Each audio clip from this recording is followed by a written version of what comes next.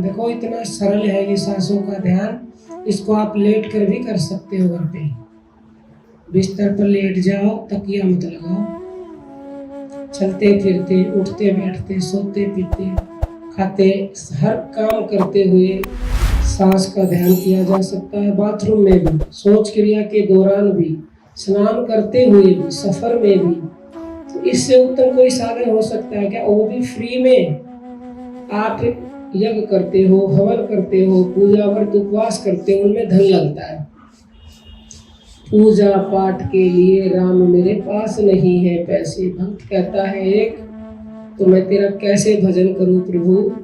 तो राम कहते हैं पूजा पाठ के लिए तुझे धन की जरूरत नहीं है।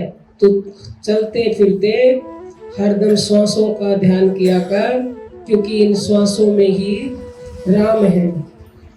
तो श्वासों से जुड़ जाएंगे तो बिना पैसे के, बिना खर्चे के, घर बैठे आप राम को पालोगे। समस्त बीमारियां मिट जाएंगी, सब दुख दूर हो जाएंगे। ये देह देवालय बन जाएगी, क्योंकि ये देह देवालय बने बिना तो भगवान को पाया नहीं जा सकता, क्योंकि वो निर्मल है, दिव्य है।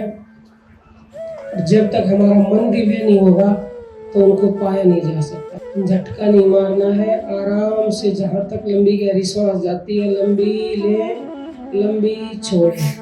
फील होता है कि प्राण शक्ति कौन से चक्रास तक पहुंच रही है, अनाहत तक पहुंच रही है, विश्व तक पहुंच रही है, आज्ञा चक्र तक पहुंच रही है। जहां तक आपकी कैपेसिटी है लंबी गहरी भर के ऊपर ले जाने की, वहां तक ले जाओ, फिर छोड़ दो। और मन में सोहंग सोहंग सोहंग बोलना इसलिए जरूरी होता है क्योंकि सोहंग एक खिलौना है, एक सहारा है। जैसे बच्चे को खेलने के लिए कुछ चाहिए, उसको कुछ नहीं दोगे तो वो खेलेगा नहीं, वो इधर उधर भागेगा। जब तक उसके पास खिलौना होता है तो खेलता रहता है। तो मन को जब तक आप सोहंग रूपी खिलौना दे दोगे तो ये सांस के ऊपर लगा रहेगा, नहीं तो ये बार बार बार बार संसार में जाएगा। और संसार क्या है? दुखालय है। संसार जलाता है, दुख देता है, क्षणिक सुख है इस संसार में। क्योंकि ऐसा नहीं है कि इसमें सुख नहीं, सुख तो है सब कुछ, लेकिन अधूरा है। जो सुख पाया राम भजन में, सो सुख नहीं अमीरी में। मन लागो मेरो यारे फकीरी में। तो आपको राम में जो सुख पाए मिलेगा, यानी श्वास में ही राम है। श्वास पर मन को लगाने से जो सुख मिलेगा वो संसार की किसी भी वस्तु में सुख नहीं है। यदि ऐसा होता तो दुनिया के इतने अमीर व्यक्ति वो कभी भी दुखी होते ही नहीं। यदि धन में सुख होता तो, धन में सुख है नहीं, सुख है राम में। और राम माने कि स्थूल रूप से आपकी श्वास ही राम है। शास्त्र कहते हैं ये प्राण ही ब्रह्म है, प्राण ही ब्रह्म है। प्राण से मन को जोड़ दिया तो आप भगवान से जुड़ गए।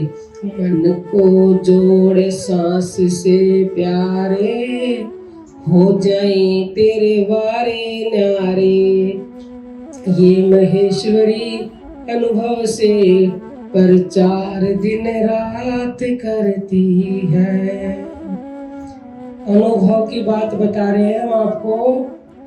श्वास से जुड़ना सीख लीजिए तो आपके वारे न्यारे हो जाएंगे। क्योंकि जाकी महिमा नित्य भजे, वेद शारदा शेष। और सोहंग शब्द परमात्मा, भेद भ्रम नहीं लेस। देखो हमारी तो आप बात ना भी मानो, शास्त्रों की बात मान लो। शास्त्र कह रहा है कि ये सोहंग शब्द परमात्मा है, इसमें भेद भ्रम लेस मात्र भी नहीं है। इसके महिमा को कौन कौन भज रहे जानते हो? वेद शारदा शेष महेश स्वयं सांसों का ध्यान करते हैं। और फिर ध्यान करने से उन्होंने उस सोहंग शब्द को जाना जिसको परमात्मा बताया। तो आप भी शब्द को जान जाओगे यदि महेश्वरी का कहना मान लिया तो। नहीं मानोगे तो भाई जहाँ थे वहां से भी नीचे गिर जाओगे, क्योंकि पतन तो हर चीज का होता है। पतन उसका ही नहीं होगा, उसका ही उत्थान होगा जो सांसों से जुड़ा रहेगा, और जो सांसों से नहीं जुड़ेगा उसका पतन तो निश्चित है।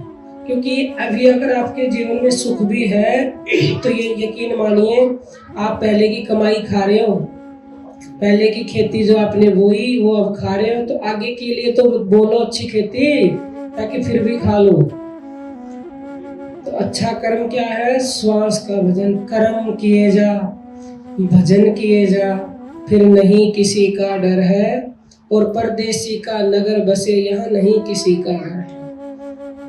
यदि आप सांसों का भजन करते हो तो आपको किसी से डरने की आवश्यकता नहीं। दुनिया में कोई भी कभी आपको समस्या आ जाए, सारी दुनिया एक तरफ है और आप सांसों का भजन करते हो, तो आपका कोई बाल बाका नहीं कर सकता, ये लिख लो। लेकिन अनन्य भक्ति, प्रेम से सांसों का ध्यान कंटिन्यू करते रहेंगे तब